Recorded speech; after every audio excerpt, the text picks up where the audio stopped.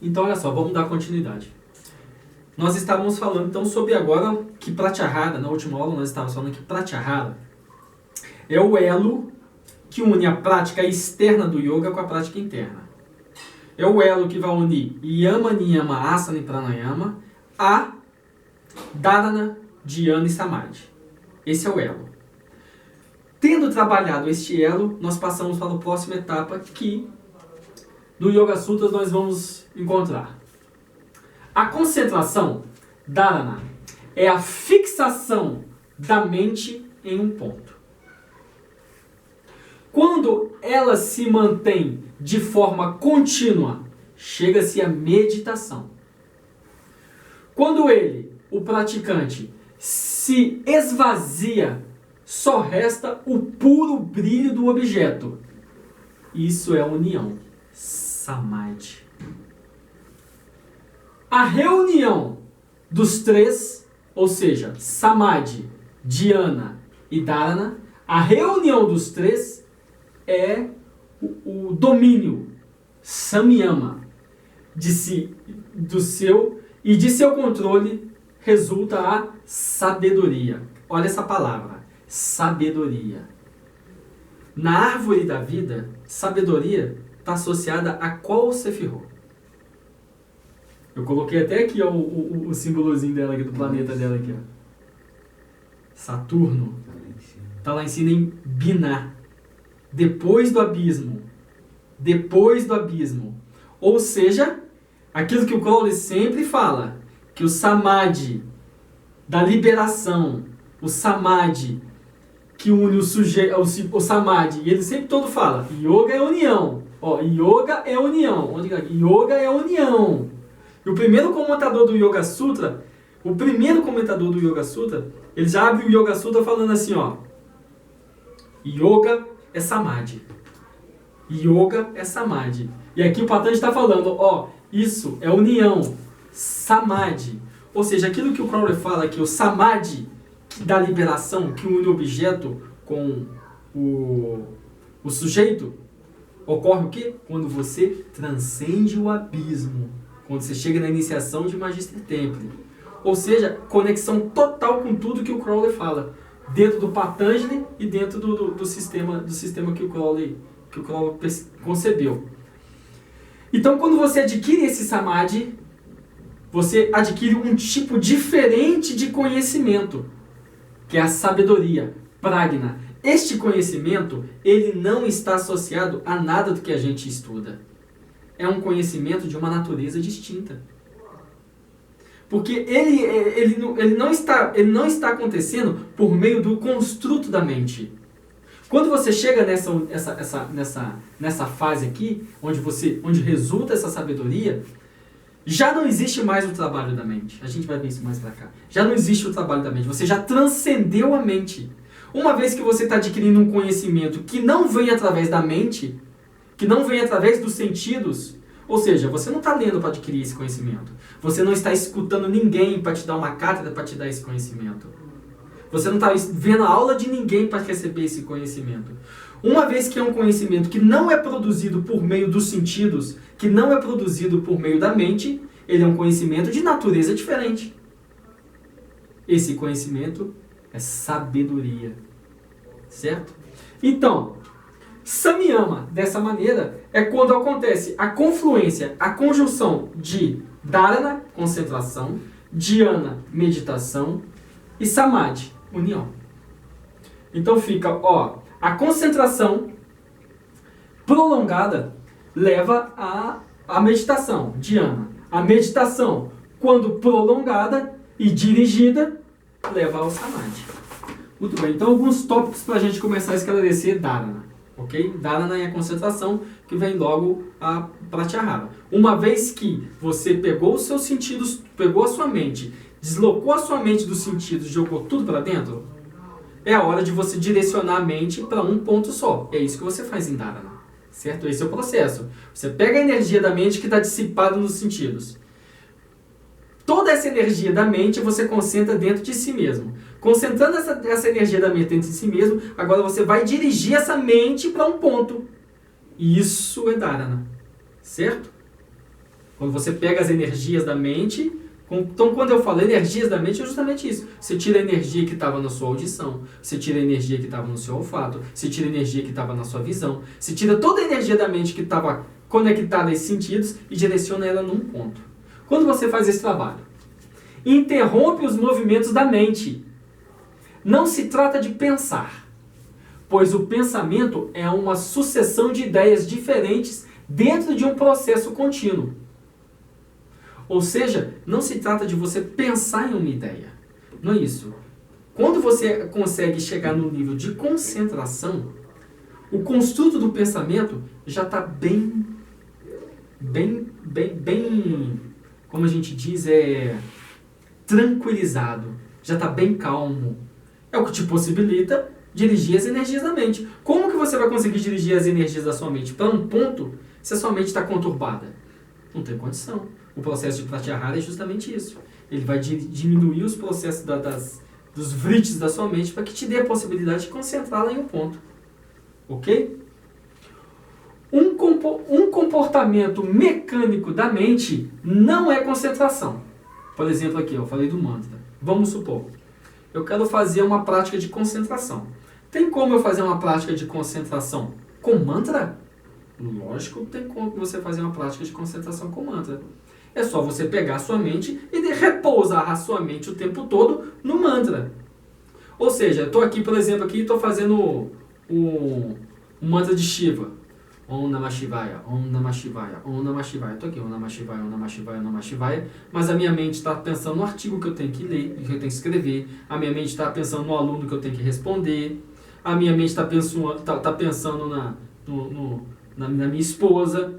A minha mente está pensando em um monte de coisa e o mantra está rolando. Isso não é uma prática de concentração. Isso não pode ser dito que é uma prática apropriada de concentração ou de qualquer outra coisa. Certo? Concentração não funciona com falta de foco. São coisas completamente diferentes. Se você está fazendo uma prática de mantra e a sua mente está em outro lugar, existe foco? Não existe foco. Então não existe concentração. Para existir concentração, tem que existir foco. Quando a gente fala foco, é a energia da mente em um lugar só. A concentração pode ser executada sobre qualquer objeto. Uma nadi, um chakra, o prana, quer dizer, o nada, uma deidade, um símbolo.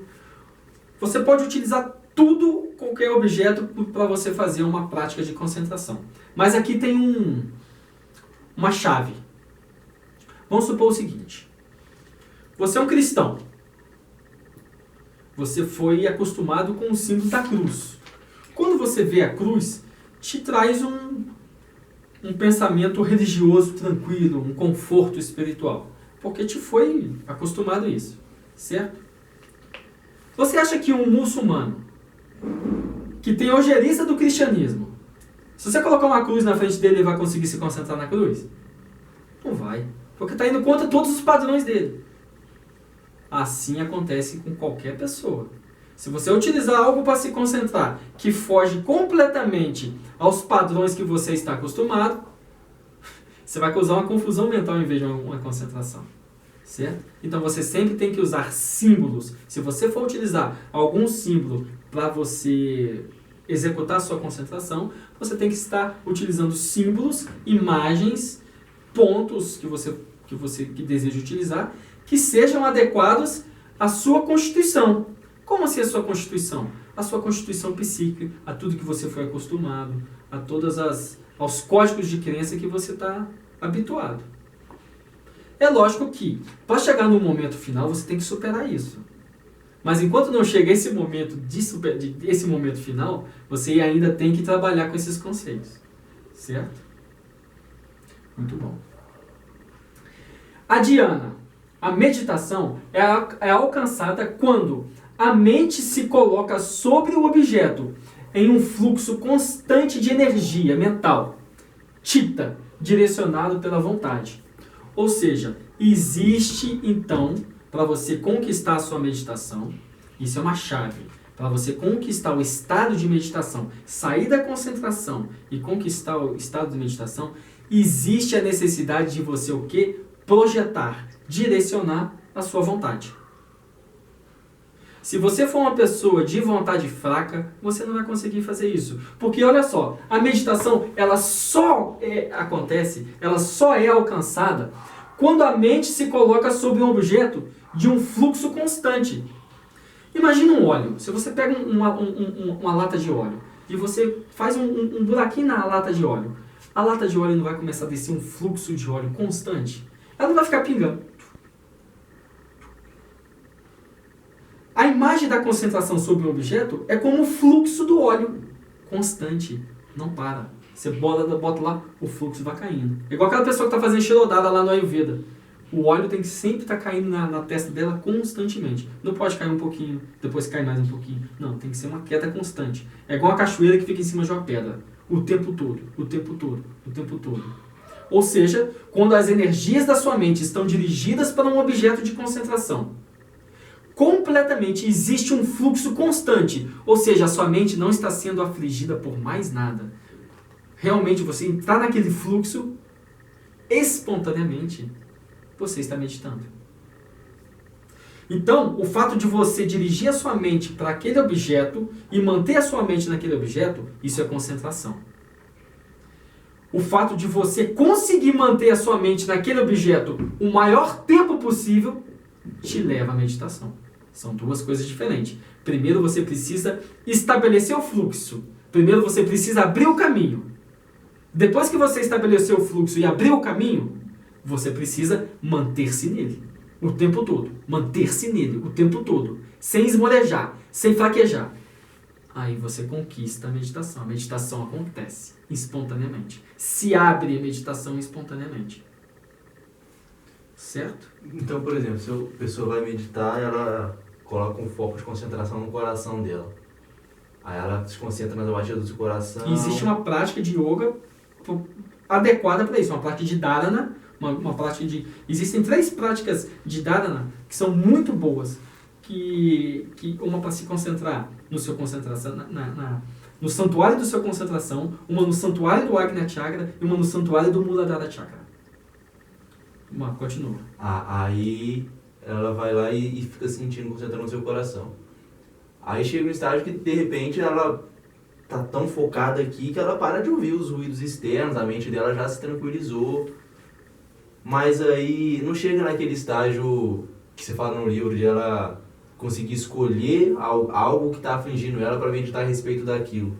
Porque, pelo menos, vou colocar um exemplo meu assim, eu estou focado só aqui, aí eu nunca sei quando que vai chegar, tipo, vamos colocar esse momento da meditação mesmo, de fica só focado aqui, você não escuta mais nada, mas você não quer sair daquilo ali, você fica só sentindo o seu coração, e aquilo ali já tá bom demais. Então, assim, a gente, na verdade, a meditação não é não é algo, esse processo, quando você chega nesse nível, não é algo que nós vamos explicar em palavras claras. Porque a meditação, quando você chega no nível da meditação, é um nível que está, de meditação de verdade, sim, é um nível que está além daquilo que você pode explicar com palavras, além daquilo que você pode entender. Só vivenciando. Só vivenciando. Então, o que acontece? A questão é simples. Enquanto você está se concentrando no santuário do seu coração e a sua mente ainda é assolada por esse tipo de dúvida, a concentração não está estabelecida. Não, durante o momento não, mas depois que acaba, aí fala, pô, mas ele falou no livro que ia acontecer isso, será que não fiz direito, será que... Então, na hora você não se preocupa em nada. Então melhor ainda. Se na hora da prática você só se mantém na prática, melhor ainda. Porque a gente vai falar disso aqui. Porque o que acontece, embora nesses níveis a mente não esteja operando em sua totalidade, ainda existe uma pequena atividade. Por exemplo, estava falando ontem aqui, e a gente vai daqui a pouco vamos falar isso de novo. Quando você está meditando numa imagem, de repente a imagem pisca para você. Pô, tem alguma coisa acontecendo. Isso acontece com qualquer um que está entrando realmente, está saindo do nível de Dharana e está entrando para o nível de Dhyana. Quando realmente acontece aquele fluxo contínuo. Se nesse momento você olha para a imagem e a imagem pisca para você e a sua mente fala assim, opa, peraí, a imagem está piscando, tem alguma coisa errada. Perdeu. Se você nesse momento supera, a imagem pisca para você e você continua no fluxo da meditação e a imagem pisca, a imagem pode até dançar, o chi vai estar paradinho e pode até virar uma taraja na sua frente e você continua lá quietinho, tranquilo, só observando, aí você supera. Se não, se você cai, não, peraí, Sheila tá dançando, pronto, perdeu a meditação toda. Então assim, mesmo em níveis tão elevados, a mente ela ainda pode puxar uma rasteira. Por isso que eu tô sempre falando, cara, você tem que ser amigo também, você não pode ser inimigo da mente. E o estado de gnose através da meditação também a gente só vai conseguir através dessa concentração, né? O estado de gnose, a gente tem que lembrar de uma coisa. Quando a gente está falando de meditação, nós não estamos falando, tem muita gente que pensa que Samadhi é um estado alterado de consciência. Tem gente que pensa que Samadhi, Dhyana, é um estado diferente de consciência. Não é. Não é isso. Você não é a mesma coisa de você tomar um copo de ayahuasca, entrar em transe. Não é a mesma coisa, cara. Não é a mesma coisa. Não existe esse tipo de gnose. Quando você medita, o que você quer é chegar ao ponto de perceber dentro de você a sua natureza mais divina. O seu Atma, o seu Purusha, o seu sagrado anjo guardião. Aquilo que não nasceu e aquilo que não vai morrer. Aquilo que é eterno, aquilo que é infinito. A sua consciência. O que você quer com isso é chegar num nível tão sutil de sattva na sua mente, que você consegue perceber essa natureza eterna. Não se trata de um estado alterado de consciência. Isso é uma falácia. Quem fala isso está ensinando essas coisas errado. Não se trata de você não vai... então eu cheguei em Samadhi, então isso aqui é um estado... Não é isso. É a percepção de um estado eterno, cara. Por isso que eu sempre digo, a primeira coisa que você quer na meditação é o quê? Consciência. Cultivar a consciência. Consciência. É estar o tempo todo consciente. O tempo todo consciente. Quando você fala o tempo todo consciente, não se trata de um estado diferente de mente, é um estado de alerta. E esse é o estado natural do Drashta, do sagrado anjo guardião, é o estado de alerta. Então, quando você consegue perceber isso, a sua mente consegue estar tão sutil a esse nível de perceber isso, ela se torna isso. Isso fala no Yoga Sutra. Olha o Yoga Sutra, ele abre falando isso. Olha o que ele fala. Ele abre falando isso.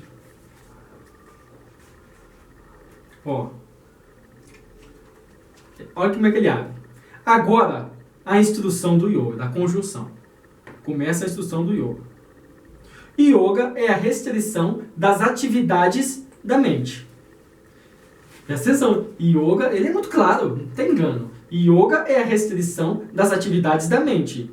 Então, o observador se estabelece na sua própria, na sua própria forma.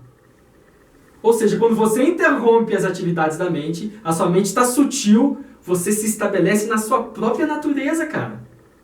Que é o seu Drashta. Aí ele fala, caso contrário, ou seja, quando você não diminui os vícios da mente, caso contrário, ele se considera as atividades como a sua própria forma. Ou seja, você considera as atividades da mente como a sua própria forma natural, o que não é. Você olha para o seu corpo e você fala, esse é meu corpo. Você olha para o seu desejo, eu quero comer isso. Você olha para uma mulher, eu quero ficar com essa mulher. Mas esse é seu estado? Esse eu quero é você mesmo? Não é. Esse é a sua mente. São os seus egos, são os seus desejos. Esse não é o seu estado natural. Para você enxergar o seu estado natural, que está além disso tudo, você precisa acalmar os vrittis da sua mente. Aí você acalma os vrittis da sua mente, você enxerga o seu estado natural. Quando você enxerga o seu estado natural, você se torna o seu estado natural. Então é muito simples o que Patanjali está falando. Não se trata de você chegar no estado alterado de consciência para acontecer alguma coisa. Não. Se está no estado de você acalmar a sua mente de uma maneira tão profunda como um lago. Como um lago. Quando o lago tá sem onda nenhuma, você não consegue ver o fundo dele? Quando ele está cheio de onda, você consegue ver o fundo dele? Não consegue. Ou é a mesma coisa que a sua mente. Quando a sua mente está aquele turbilhão, você não vê o que tem profundidade na profundidade de si. Quando a sua mente está tranquila e está calma, você pode chegar no cerne da questão. Quando você chega na frente do espelho, o espelho está sujo, você vê a sua imagem? Não. Você tem que passar um pano no espelho, limpar o espelho para você ver a sua imagem. A sua mente, essa imagem retorcida, é o espelho sujo. Então você tem que limpar o espelho da mente para que o espelho da mente possa refletir a sua natureza verdadeira. E não refletir a sujeira que está nela. Entende? Perguntas aqui nessa história?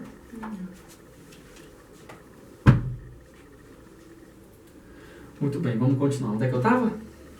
Aqui, onde eu parei? No poder da vontade aqui? Isso. Aqui. Então existe uma necessidade real de você aplicar a sua vontade. Como assim aplicar a sua vontade? Você está se concentrando, por exemplo, no Anadi. Você está concentrando no fluxo da Kundalini, no som, no nada, dentro da Sushumna Nadi. Você tem que projetar a sua mente para ali, ó. Você tem que projetar o seu sentido para estar escutando aquilo ali. Você não pode estar ali, ó, querendo escutar o nada, pensando no último episódio de Walking Dead. Não vai rolar. Não vai rolar. Você precisa projetar a sua vontade. A sua vontade é o quê? Dirigir a sua mente para dentro da Sushumna Nadi. E manter a sua mente lá. Você está se concentrando num ponto na parede? Dirigir sua mente com vontade para o ponto na parede. Então você precisa aplicar vontade. Sem vontade nada disso acontece. Só que se você não treinou o seu corpo através do asana, se você não treinou os seus pranas através da prática de prana nigraha, como é que você quer ter vontade para dirigir a sua mente? Não vai rolar. Se você não consegue ficar sentado 10 minutos, parado sem se mexer, que você está lidando com um corpo que é energia bruta, imagina, a energia do corpo é energia bruta. Você está lidando com energia mais material.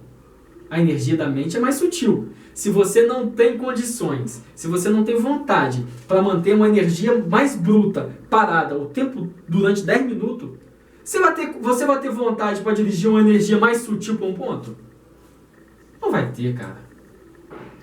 Não vai ter. Né? Quando Dharana é constante e ininterrupta, a mente se estabiliza sobre um ponto. Dhyana ocorre espontaneamente. Neste estado, não há necessidade de controlar a mente, pois ela está completamente envolvida e estabilizada por seu objeto. Ou seja, aquele que eu falei ontem, no finalzinho. Você dirige a sua mente, tá aqui o objeto. Está aqui a sua mente. Você dirige a sua mente para o objeto. Depois que a sua mente se fundiu com o objeto de uma tal maneira que não se sabe mais a diferença entre este objeto e a mente, é uma coisa só, espontaneamente, dhyana vai acontecer. E aí, a mente funciona em estados muito sutis. Por quê? Porque ela já está tão estabilizada com o objeto, já existe uma identidade tão íntima entre a mente e o objeto, que a mente já não precisa tanto ser dirigida e controlada. Você já entrou num fluxo natural de meditação. Aí a mente já não interfere tanto. Por isso que é difícil a gente tentar descrever isso com a mente. A gente tenta, a gente se aproxima. Isso que eu estou tentando fazer aqui é uma aproximação. Então, a prática que a gente vai dizer. Então, quando a sua mente está completamente integrada com o objeto de meditação, aí você já precisa de pouco esforço mental. Porque já é uma integração natural. E aí, quando isso é natural de verdade, aí vem o próximo passo, que é o Samadhi.